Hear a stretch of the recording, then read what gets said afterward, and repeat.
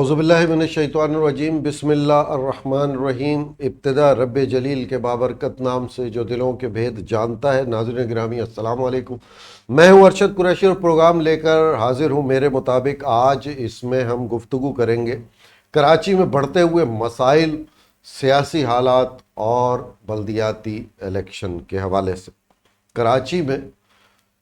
کراچی ایک سیاسی تجربہ گاہ ہے، یہاں پر سیاسی تجربات ہوتے ہیں، مسائل کی آماج گاہ ہے، یہاں پر بہت سے مسائل ہیں جو آج تک حل نہیں ہوئے۔ سب سے زیادہ جو آج کل شدید مسئلہ کھڑا ہے وہ بجلی کی لوڈ شیڈنگ کا ہے، گیس کے کم پریشر کا ہے اور پانی کی عدم فراہمی کا ہے۔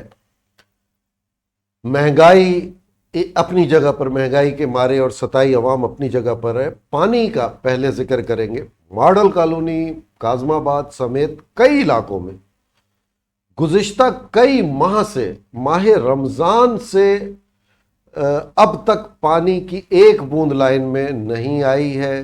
مختلف سیاسی لیڈران، مختلف سیاسی ممبران پمپنگ اسٹیشنوں کا دورہ کرتے ہیں، ویڈیو شیئر کرتے ہیں، نشاندہی کرتے ہیں، یہاں سے یہ لائن پھٹی ہے، یہاں سے یہ وال لیک ہے اور اس طرح نہیں، اور آج ایک موٹر چل رہی ہے، آج دو موٹر چل رہی ہے، لیکن مسئلہ کوئی بھی حل نہیں ہوتا۔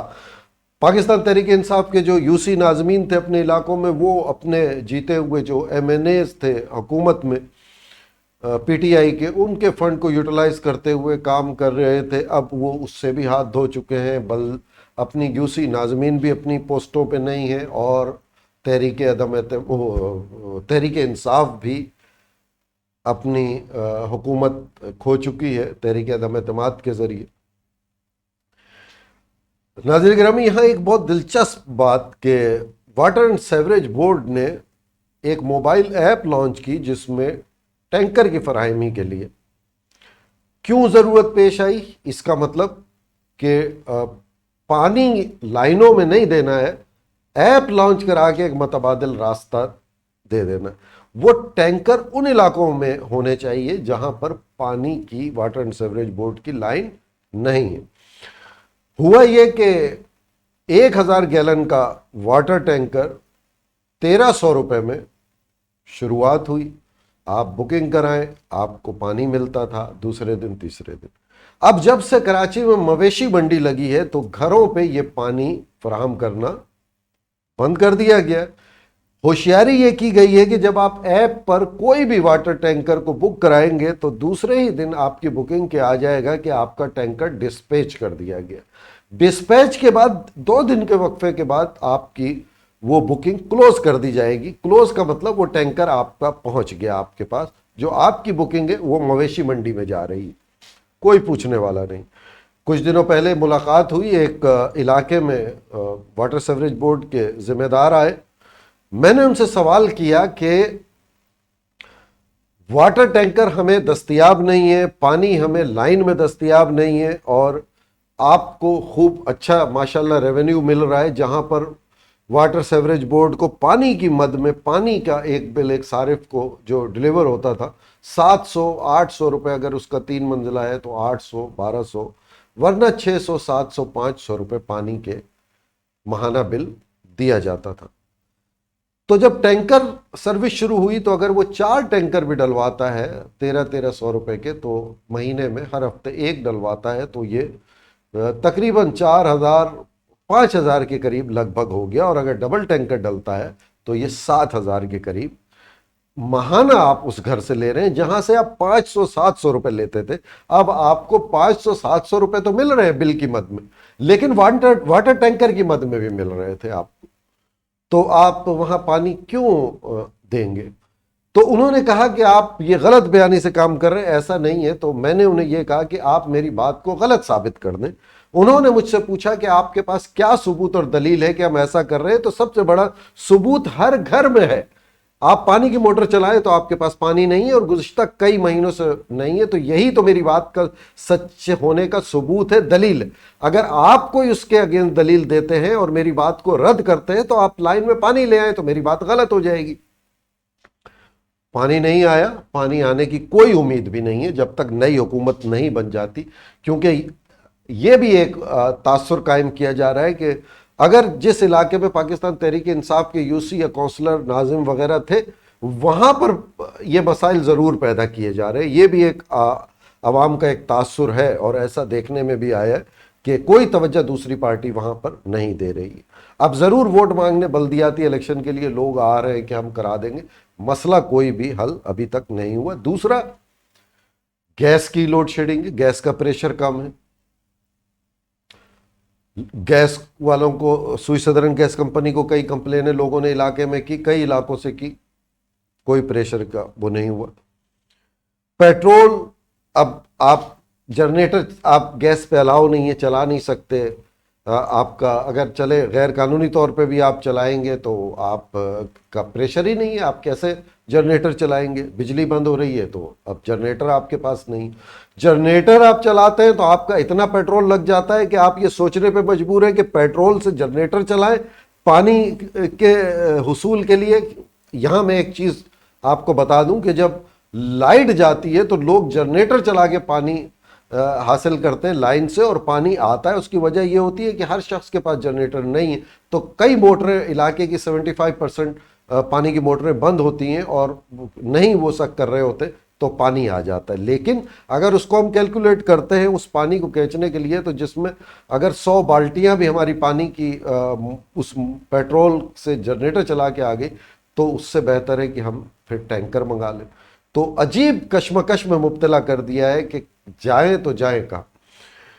مسائل کی اماجگاہ بن گیا ہے کراچی. گیس کا مسئلہ میں نے بتایا, الیکٹرک کا مسئلہ بتایا. اب کراچی سے ہمدردی کرنے والے بہت تھے, Jamaat Islami, M Q M Pakistan, M Q M Haqiqi, Pak سرزمین party, Pakistan Peoples party, Tehreek Labbaik party, جناب مسلم لیگ نون, مسلم لیگ کاف اور دیگر جماعتیں کہ ہم آپ کا تحریک انصاف, ہم آپ کے مسائل حل کریں گے, ہم مسائل حل کریں گے, ووٹ ہمیں دیں.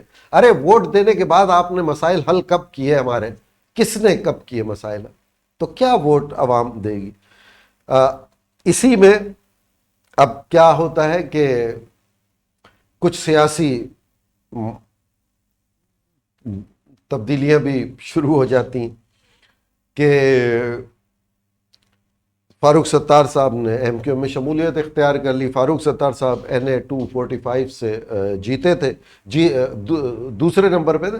مرحوم عامر لیاقت حسین صاحب وہاں سے جیتے تھے اور دوسرا نمبر فاروق ستار صاحب کا تھا. کل فاروق ستار صاحب نے ایم کیو میں شمولیت اختیار کر لی. ایم کیو سے پھر علیحدگی کیوں کی تھی آپ نے؟ جب ابھی آپ کو ایم کیو میں شمولیت اختیار کرنی تھی تو وہی ایم کیو میں, وہی ایم کیو پاکستان ہے جس سے آپ نے علیحدگی اختیار کی تھی. آپ آ گئے ایم کیو ایم پاکستان میں سیٹ جیتنے کے بعد اگر شمولیت کرتے تو بہت اچھا تھا. فاروق ستار صاحب انڈیویجولی, انفرادی طور پہ اس سیٹ کو آزادانہ حیثیت میں اس سیٹ کو جیتتے. فاروق ستار صاحب کو ایک سلجھے ہوئے انسان ہیں, ان کو ووٹ ملتے. اب وہ ایم کیو ایم میں انہوں نے شمولیت اختیار کر لی. ایک ایم کیو ایم کے دھڑے نے, جسے لندن گروپ کہا جاتا ہے, اس نے جو اس سے پہلے کا الیکشن تھا ڈپٹی محمد علی صاحب کے مرحوم کے سیٹ پر, وہاں انہوں نے بائیکاٹ کیا تھا. تو پہلی دفعہ تاریخ میں یہ دیکھنے میں آیا کہ جو امیدوار جیتا, جو ابو بکر صاحب وہاں جیتے, ان کی بھی ضمانت ضبط ہوئی. اس کا مطلب جو ریشو تھا ووٹ کا وہ بہت کم تھا, ووٹ نہیں ڈلے. اب صورتحال یہ ہے کہ فاروق ستار صاحب کو شاید جو ووٹ ملنے تھے وہ ایم کیو ایم میں شمولیت کے بعد ان کو وہ ووٹ نہیں ملیں گے جو فاروق ستار صاحب یہ ایکسپیکٹ کر رہے تھے کہ انہیں یہ ووٹ مل جائیں گے. جماعت اسلامی بہت ملیر میں اور کئی جگہوں پہ لوڈ شیڈنگ کے خلاف دھرنا دیا. ابھی اناؤنسمنٹ ہوا کہ شاید 3 دن میں غالباً اگر لوڈ شیڈنگ ختم نہیں ہوتی ہے تو پھر شارع فیصل کو بند کر دیں گے. جماعت اسلامی, لوگ کہتے ہیں کہ اب جناب جماعت اسلامی کو بھی آزمانا چاہیے. جماعت اسلامی کو تو پہلے بھی خاصے ووٹ ملے, نہ جانے وہ ووٹ کہاں چلے جاتے. جماعت اسلامی نہیں جیت پاتی. لیکن میں سوچتا ہوں کہ جب حافظ نعیم صاحب نے, ایک بہت بہترین انسان حافظ نعیم صاحب, میری ملاقات رہی ہے, بہت اچھے آدمی, انہوں نے ایک بڑا منظم دھرنا دیا کراچی میں. وہ دھرنا بڑھتے بڑھتے کئی علاقوں میں چلا گیا, بہت منظم دھرنا. اور یوں معلوم دے رہا تھا کہ اب ایک پریشر جو ڈیولپمنٹ ہونا تھا ڈیولپ وہ ہو چکا ہے، اور اب مطالبات کی یقینی تسلیم کرنے کا وقت آ گیا۔ ناصر حسین شاہ صاحب آتے، معاہدہ ہوتا ہے، حافظ نعیم صاحب کھڑے ہو کے وہاں اعلان کرتے ہیں کہ یہ لالی پاپ نہیں، کل سے آپ کو اس کا رزلٹ نظر آئے گا اسمبلی میں۔ اس معاہدے کی کسی ایک شق پہ بھی عمل نہیں ہوا، ایک شق پہ بھی۔ وہ بہت بہترین ایک دھرنا تھا اور بڑا منظم تھا، اور اس میں امیر جماعت اسلامی سراج الحق صاحب بھی تشریف لائے تھے، اور کئی لوگوں کی ذمہ داریاں لگی ہوئی تھی، وہ جاتے تھے۔ لیکن جب معاہدہ ہوا، اس معاہدے پہ حافظ نعیم صاحب خود بتائیں گے کہ اس پہ کسی ایک شق پر بھی عمل نہیں ہوا، جبکہ کہا یہ گیا تھا کہ کل سے اس کا آپ کو نتائج دیکھنے کو ملیں گے۔ کوئی مسائل کو حل کرنے میں دلچسپی نہیں رکھتا، کوئی مسائل کو حل نہیں کرے گا۔ سب یہ جو دوسرے ممالک میں بیٹھے ہیں لوگ پاکستانی، وہ کہتے ہیں یہ پارٹی صحیح ہے، وہ گراؤنڈ پہ نہیں، وہ مسائل نہیں جھیل رہے، ہم جھیل رہے۔ میں اکثر کہتا ہوں یہاں 3 طبقے تھے، ایک اپر کلاس تھا، ایک مڈل کلاس تھا، ایک لوور کلاس تھا۔ اب مڈل کلاس ختم ہو گیا، یا تو وہ اپر کلاس میں چلا گیا جائز ناجائز طریقے سے، کسی بھی طریقے سے، یا بہت زیادہ محنت کر کے، یا پھر جو مڈل کلاس تھی وہ بالکل ختم ہو کے لوور میں آ گئی، اس کے پاس کچھ نہیں رہا۔ مہنگائی اپنے عروج کو ہے، پیٹرول کی قیمتیں بڑھتی چلی جا رہی ہیں، معاملات بگڑتے چلے جا رہے ہیں۔ لوگ آج کئی چیزیں مشاہدے میں آ رہی ہیں، لوگ شارع فیصل پہ آپ کو ٹریفک کم نظر آنے لگا ہے، لوگ آپس میں ایک دوسرے سے شیئرنگ کر رہے ہیں اپنے آفس اور یونیورسٹی وغیرہ جانے کے لیے، ان کے پاس پیسہ نہیں ہے۔ میکینکس فارغ بیٹھے ہوئے ہیں کہ کوئی نہ گاڑی ریپیئرنگ زیادہ کروائی جا رہی ہے، نہ جنریٹر وغیرہ کا۔ میرے خود مشاہدے میں یہ چیزیں آئیں۔ آخر میں کہتا ہوں کہ فلانے کی توجہ اس جانب مبذول کراتا ہوں، فلانے کی توجہ اس جانب مبذول کراتا ہوں۔ آج میں کسی کی توجہ مبذول نہیں کرا رہا، کیونکہ کوئی بھی آپ کے مسائل کے حل میں دلچسپی نہیں رکھتا۔ جو کراچی کے لیے ہمدردی کی بات کرتے کہ ہم مسائل حل کریں گے، ان کی پارٹیاں، ان کے لوگ جب حکومت میں ہوتے ہیں، حکومت کو انجوائے کرتے، پروٹوکول کو انجوائے کرتے، آپ کے مسائل حل نہیں کرتے۔ اگر آج جو لوگ ایم این اے، ایم پی اے، وزراء، مشرا جو بھی بیٹھے ہوئے، اگر ان کو کراچی سے ہمدردی ہے تو یہ پانی کی بندش، گیس کی کم لو پریشر اور بجلی کی بدترین اعلانیہ اور غیر اعلانیہ لوڈ شیڈنگ کے خلاف احتجاجاً استعفیٰ دے کر عوام میں آ جائے، تب شاید عوام کو احساس ہو کہ ان کے دل میں کراچی اور کراچی کے شہریوں کے لیے ہمدردی ہے۔ ورنہ یہ ڈھونگ، یہ ہمدردی کا مت رچائے کہ ہمیں ہمدردی، ہمیں ووٹ دے، کیونکہ اس طرح یہ مسائل حل ہونے والے بالکل نہیں ہیں۔ انہی الفاظ کے ساتھ میں اجازت چاہوں گا۔ فی امان اللہ۔